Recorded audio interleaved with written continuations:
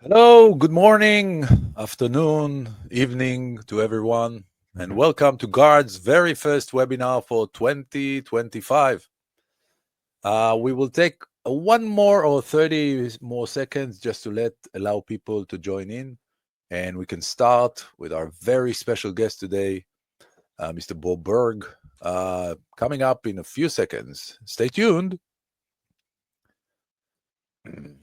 Great to have you, Bob. Thank you for joining us. My pleasure. Great to be with you, Tal. Yeah, that's great.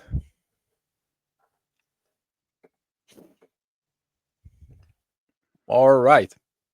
So again, good morning and evening and afternoon, everyone, and welcome to God's very first webinar for 2025. At Guards, we're always been laser focused on empowering MSP community, the MSP community, and MSPs in all sizes. And what better way to kick off the new year than bringing you a session filled with actionable insights and inspiration. Today, I have the absolute privilege and the honor of hosting Bob Burg, an award winning speaker, Hall of Famer, best selling author, and a thought leader whose work has inspired countless of professionals around the world. Bob is the co-author of the international bestseller The Go Giver, a book that has changed the way many of us think about success, value, leadership. Bob, it's really, truly an honor to have you here today for this Thank you. fireside chat. Thank you. The honor is mine. Happy New Year to you and to everybody on the call. Thank you very much. Your work really has resonated deeply with so many people. I just, before we started, I've mentioned how Bob was a keynote speaker at the latest IT Nation Connect event that happened recently. And many of the MSP community know Bob and his work. And we're really excited to explore how your principles, the ones that you wrote and researched about, can directly benefit the MSP community. So thank Sure. you, Bob, and thank you everyone for joining us. And to really start and understand, I thought that Bob can provide us with a quick overview of what is the Go Giver approach. Well, it's a great question. Really, it's simply that shifting your focus, and I think really that's where it all begins.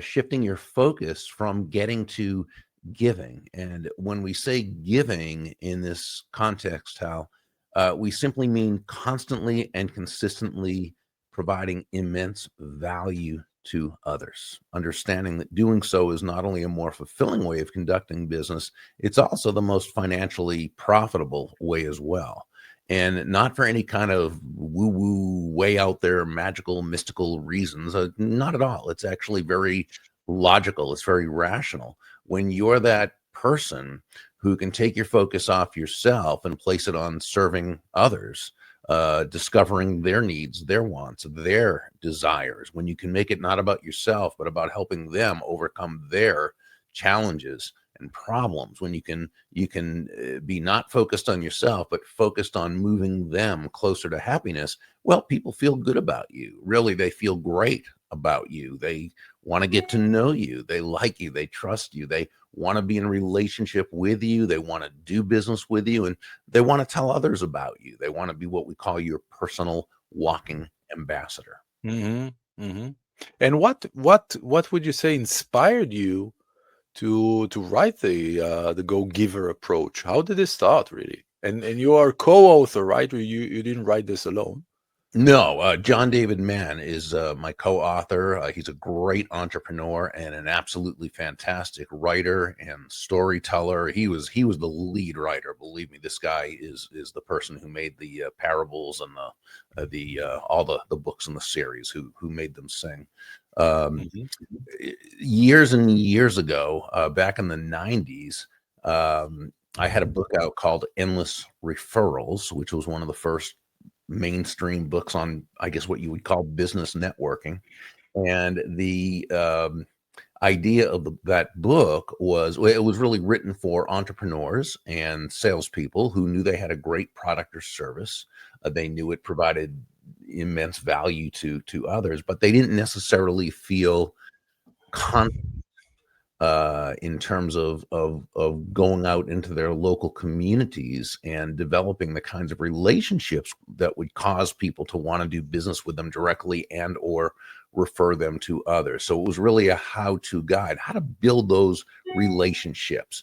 And the premise of the entire book, and I guess the premise of all my teaching in the 35 years I've been doing this, is that all things being equal, people will do business with and refer business to those people they know, like, and trust. So that's what it was about. It was a system. You know, what is a system? A system, I define a system as the process of predictably achieving a goal based on a logical and specific set of how-to principles, the key being predictability. If it's been proven that by doing A, you'll get the desired results of B, then you know that all you need to do is A and continue to do A, and Yeah. eventually you get the desired results of B, right? So that's what it was about. Now, it was a how-to book, but I'd always, since I'd been in sales, always loved reading business parables, right? Mm, Because they're stories, and stories connect, I think, on a deeper heart-to-heart level than how-to books. Both have their place. It's just there's something special about a parable. And I right. thought, it would be great to take that basic concept and put it into parable form, but I'm not a parable writer. Fortunately, I met John in the early 2000s when I was writing a column for a magazine. He was the editor-in-chief, and we got to know each other. And I asked John, and even back then, he had a wonderful reputation as a writer, storyteller. And I asked him if he would be the lead writer and so forth. And he said, yeah, and so we got together on it. Now, the easy part was probably the writing part, but the tougher part was the year it took to get a publisher to be interested, because through our agent, we went through 24 rejections. Wow. Before the 25th publisher took us on, and they turned out to be a wonderful publishing partner. And that's a lesson by itself, by the way, to be rejected by 24 publishers and still keep going and until you get the offer, which afterwards led you to over, I think, 650,000 copies, right? Yeah, that's kind of an old graphic. We the Go Giver itself has now sold 1,250,000 copies, and then the other books have brought it up to probably close to 1,500,000. Wow. The original one's been by far the biggest seller. Amazing. So this is a powerful perspective. Now let's try, at least, as you know, Guardz works a lot and deeply within the MSP community. Right. You saw it on IT Connect and other probably events, but Guardz is very much involved deeply and engaged with the MSP community. Yeah. And as you know, MSP face challenges like many other businesses, like building trust with clients, Sure. standing out in crowded markets, and scaling their business while delivering value. So how do you see the principles of the Go Giver, which we will discuss very, very soon, and you hopefully will detail all of them, how, they're addressing these specific challenges? Yeah. Well, I mean, more than anything else, we've always got to look at why somebody would do business with us, right?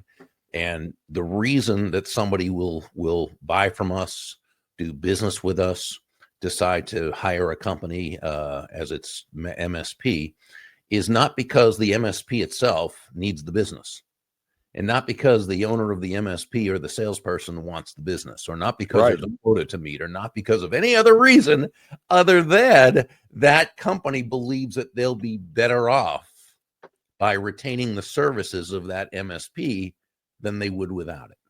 Right. Okay? So the question becomes, well, how do I communicate value to that prospective company? Right. And that's where it begins. So it's first understanding what is the value that you provide. And we can look at what do you do? Well, that you empower businesses, you help make them much more efficient, you maximize their profitability, you protect them from danger and so forth, and basically you make their business more fun, more profitable, and less stressful. So there's a lot that you do. But it's not just telling them that, because first of all, every other MSP can basically tell them the same thing. So that's where that relationship building really comes in.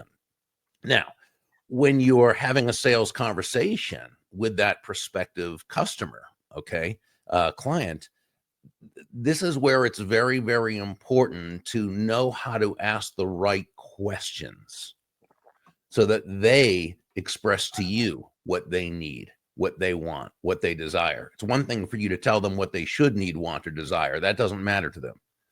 It's what they believe, and it's what they tell you. As my colleague Jeff West says, when you ask questions the right way, the prospect will tell themselves what they need to hear. Yeah. And that's the key. And that's why the discovery is in my opinion, the absolute most important part of the sales conversation. And the first law that you describe is the law of value, Right. which is, I thought about it as like delivering, beyond expectations, giving more value than you take. I would say in payment, in the MSP world, where client satisfaction is key and dramatic part, this seems especially relevant. So maybe you can share a little bit about the law and about maybe examples or practical ways that MSPs can deliver, I would say, beyond expectations. I will Yeah. also share, but please. Yeah. So the law of value says your true worth is determined by how much more you give in value than you take in payment. Now, when you first hear that, it can sound a bit counterproductive, right? Give more in value than I take in payment. That sounds like a recipe for bankruptcy, right? So we simply have to understand the difference between price and value. Bless you. Price is a dollar amount, a dollar figure. It's what you charge, and it's finite. It simply is what it is. That's price. Value is the relative worth or desirability of a thing, of something, to the end user or beholder. In other words, what is it about this thing, this product, this service that you provide, this concept, this idea, that brings so much worth or value to that end user that they will willingly exchange their money for it and be glad they did, while you also make a healthy profit. Giving more than value than you take in payment doesn't mean you don't make a profit. You make a great profit. In fact, Right. MSPs who operate their business as go-givers make a very nice profit because they're selling on high value, not low price. So they're Right. actually at the higher end of the scale. This is why it's so important to be able to communicate value above and beyond just the intrinsic part. Okay. So it's not enough just to do great work, although that's where it begins, right? Excellence is one of the key elements of value, but there's excellence, there's consistency, there's attention, there's empathy, there's appreciation. It's, do they know that when they have an issue, they're going to be able to call you or contact you and hear from you right away, right? Because there are times when, as non-tech people, they're going to panic over something that is no big deal, right? But that's not the point. To them, it is a big deal. Yeah. So you've got to be able to give them your attention. You've got to be able to empathetically, share with them the situation and help them see where it's fine without talking down to them or making them, you know what I'm saying? So it's how do you make them feel at every single touch point? Right. And really, this is from when you first meet that person, whether it's an inbound, outbound, in person, a referral, what have you, from that first conversation, that first contact, through the relationship building process, the follow-up, the follow-through, the sales conversation, the referral.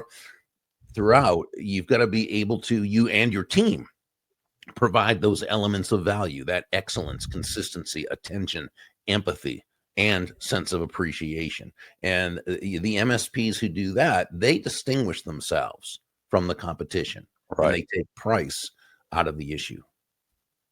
And so exceptional value, and as you described many examples, we can think about, I know, proactive service, Mhm. educational resources, training, 24/7 support, personalized support, whatever.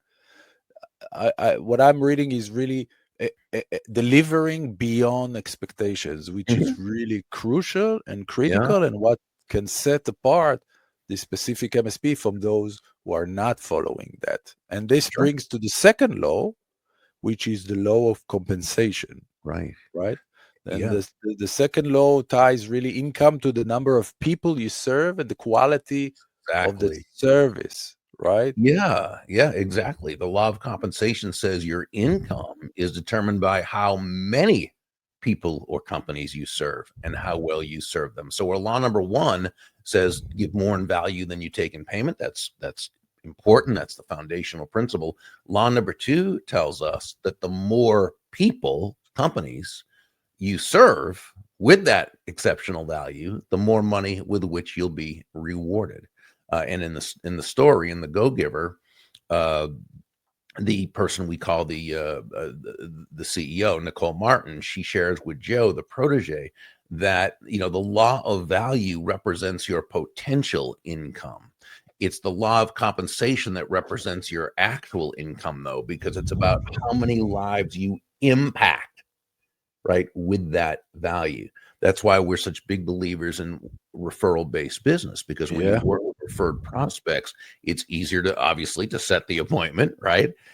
With referred prospects, price is less of an issue. That doesn't mean it's a non-issue, but it's less of an issue because of the borrowed influence and borrowed trust that you go in with, that gravitas right from the start. With referred prospects, it's easier to complete the sale. This is through borrowed trust, or what we call vicarious experience. So, no, that person's never done business with you directly, but someone who they know, like, and trust has said, "Oh yeah, this is the only person you need to talk to. He or she will give you their, total attention. They value you. They have your well-being at heart. Their company always makes themselves available. They'll never let you down." Right? I mean, that's a fantastic thing to have said about you. And then the fourth benefit of a referral-based prospect is that they're already of the mindset that that's how you do business, because that's how they met you. So in their paradigm of how the world works, they see you as a referral based professional who meets people through referral, who sells on high value rather than low price, right? Who completes the transaction, right. and then is uh, referred to others. I see. There's a word or a term actually that you keep repeating, and I hear it a lot in our conversation today, and it's trust. Mhm. Trust is everything Yeah. in the MSP world, specifically Oh, in the domain that Guardz lives at, yeah. which is Mhm. cybersecurity. Oh, yeah. Trust is really everything. Our MSPs that are in charge of their clients' security must gain enormous amount of trust, because they basically securing the most sensitive Right. crown jewels, so to speak, of the business. Oh, yeah. And this brings us to the third law, that emphasizes placing others' interest first to build influence. Yeah. So how can MSPs adopt this mindset in their client relationship, and what can you tell us about the law of influence? Yeah. Law number three, the law of Yeah, influence that you law mentioned. number 3. Yeah. That says your influence is determined by how abundantly you place other people's interests first. Now, again, this sounds counterintuitive, right? Counterproductive, but you think about it. The greatest leaders, the top influencers, the most successful, highest money earning people on a continual basis. This is simply how they conduct their lives and run their businesses. They're always looking out for the interests of the other person. Now, don't get me wrong. When we say place the other person's interests first, we certainly don't mean you should be anyone's doormat or a martyr or self-sacrificial in any way. Absolutely Right. not at all. It's simply understanding, and this goes to the point that you just brought up, that and as Joe, the protege, learned from several of the mentors in the story, the golden rule of business, the golden rule of sales, is that all things being equal, people will do business with and refer business to those people they know, like, and trust. And here's the Trust. thing: there's no faster, more powerful, or more effective way to elicit trust toward you from others than by genuinely moving from that I focus or me focus that most people have to that other focus. Looking to, as Sam, one of the mentors in the story, advised Joe, to make your win all about the Yep. other person's win. Right. And that's really, when you think about it, that is how you elicit trust. Amazing. Amazing. Really, trust is everything in business, but definitely in the MSP world. Mm. And another thing that is very, very crucial is authenticity. Oh Is yeah, such a powerful concept. yeah. And I wanted to ask, and you will talk about it, but how can MSPs leverage their genuine selves really to strengthen relationships and differentiate themselves in a competitive market? Because in the end of the day, after all services and after all businesses, there are many, many MSPs out there, and Mhm. the competition is endless.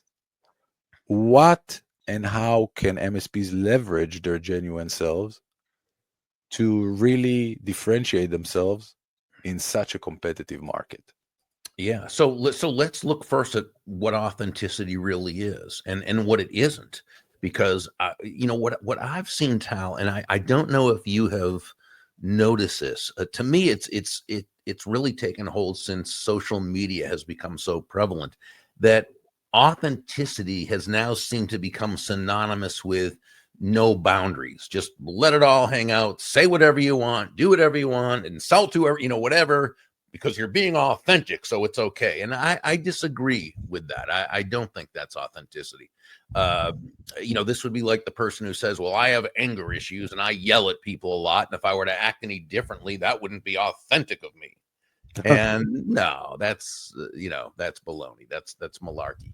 That simply means that person has an authentic problem that he needs to authentically work on in order to become a better, higher, more effective, authentic version of themselves. So no, I don't buy into that version of authenticity. I define authenticity very simply, and that is it's acting congruently with your values. Okay. And in what Deborah, one of the mentors in the story, what she said during her part is, and this was in the chapter on authenticity, which says the most valuable gift you have to offer is yourself. She said, Right? all the skills in the world, the sales skills, technical skills, people skills, as important as they are, and they are absolutely all very important. But she said they're also all for naught if you don't come at it from your true, authentic core. But when you do, when you show up as yourself day after day, week after week, month after month, not only do people feel good about you, feel great about you, but they feel very comfortable with you and they Mm, feel safe with yeah. you. And as an MSP, for them to feel safe with you is just so very key. And they feel this way because they know who they're going to get. This has so much to do with what Robert Cialdini, in his wonderful book Influence, the Psychology of Persuasion, what he calls the law of consistency. And that is, as human beings, we have a deep-seated need to be and appear consistent, but we also, for us to really trust someone, we demand consistency. Right. And this goes back to the cave person days when survival was key, right? It was, you had to survive the day. That was your Yeah. goal. Well, things had to be consistent in your world. You had to know who was who in your tribe of 150 people, who had your back, who might club you in the back. You had to know what that sound, animal sound was out in the distance. You had to know what the bent twigs meant and the footprints and the right. So consistency was so key. Now we don't have those survival issues, today, but that's been hardwired into our DNA.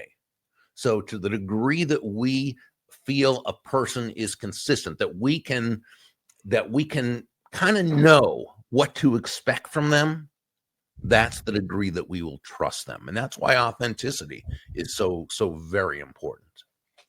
Authenticity, staying genuine, trust. I feel like I'm sitting on the chair of the couch of the of a psychologist and talking about Thank, personality. But thank you. that's fascinating. But and lastly, I would say the fifth law is the law of receptivity, Chris, which is yeah. about being.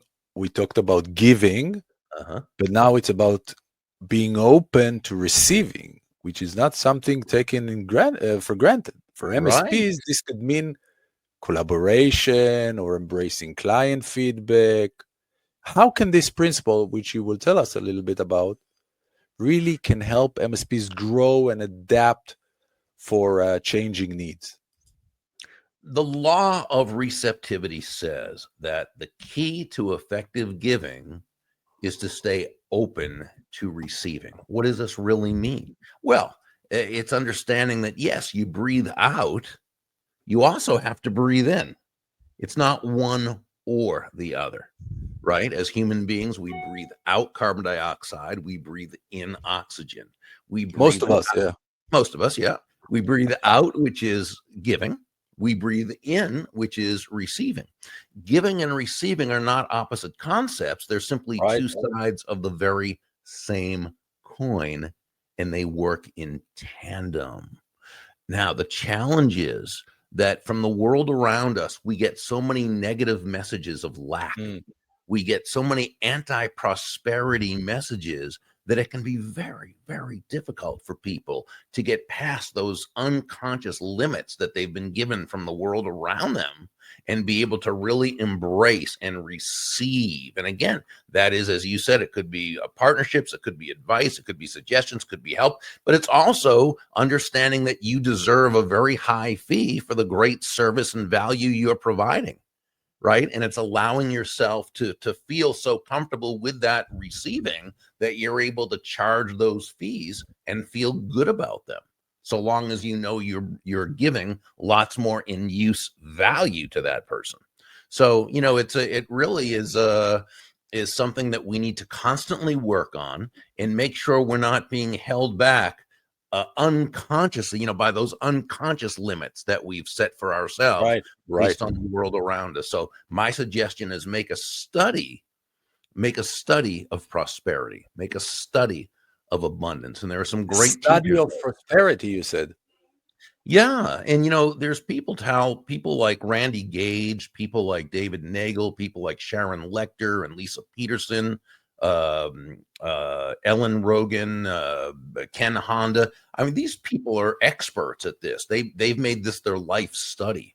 And they have books and they have videos and they have trainings and they have teachings and blogs and so forth.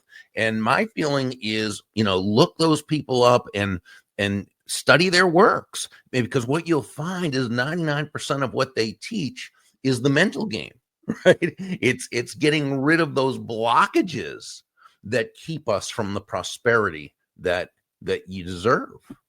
And any And MSP out there deserves prosperity for the great work they're doing for their yeah, clients.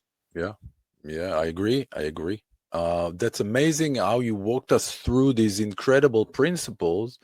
And before you wrap up, if I can ask you, Bob, what's one piece of advice you'd give to MSPs as they head into 2025? Well, I mean, I go back 40 years to when I first got into sales, and actually, I'd been in a couple of years, and I Only was 40 years. That's it. 40 years. Oh, I'm a young guy. I'll be 67 later this month, so I'm still pretty young, but getting there. But yeah, and he said to me, I was in a sales slump, and this older veteran had said, Bob, if you really want to make a lot of money in sales and in business, he said, don't have making money as your target. Your target, he said, is serving others. Now, when you hit the target, he said, you'll get a reward, and that reward will come in the form of money, and you can do with that money whatever you choose. But never forget, he continued, the money is simply your reward for hitting the target. It's not the target itself. Your target is serving others. And what that said to me is that when you think about it, sales is never about, great salesmanship is never about the salesperson. Great salesmanship is never about the product or service, as important as that is. Great salesmanship is about the other person. Great salesmanship is about that person, that prospective customer or client who you're looking to add value to. Or we could really say it's about that other person whose life is better just because you are part of it. And I think when we approach sales from that foundational premise, we're really 9 steps ahead of the game in a 10-step game. Amazing.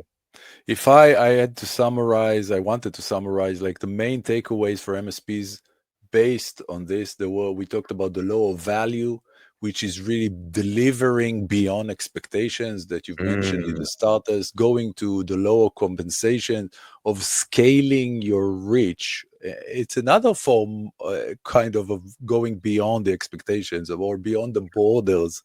And the law of influence, which you build trust.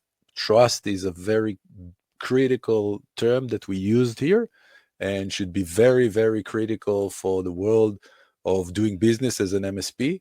And building trust and prioritize clients is very crucial. Going to the law of authenticity, of staying genuine. I really like this part where you said, bring yourself. Don't be a player. Don't be someone else. Be yourself. Put out there your MSP powers and your critical, or I would say unique differentiators that differentiate yourself, and be yourself, but don't try to be like someone else. Stay genuine. I really, really like that. And Absolutely. then at the end, the law of receptivity, which embracing partnerships and feedback in order to grow the business. I hope I hit it right, at least the main Sure did. takeaways That and was the great. points. So I want to thank you very so much, Bob, for really sharing your wisdom and insights with us today. It's Thank been you, really an Tal. absolute pleasure having you. I truly believe that the MSP community, which is listening to us and will listen to us afterwards when we will distribute this, can really make a difference in their professional life by listening to these takeaways and steps. And to all the attendees for joining us at this fireside chat, we hope you leave feeling inspired like I am. It's been a real honor, and I hope the MSPs will be ready to apply these principles in the year ahead. So, Bob, again, thank you to a successful and impactful 2025 for you and for everyone that has joined us. And for everyone, stay tuned for more great webinars from Guardz coming up in 2025 in January and in the coming months. And let's continue to make this year a year of growth, year of success, and it's all about trust, as Bob said. So thank you very much, and thank you, Bob. Thank you, Tal. See ya.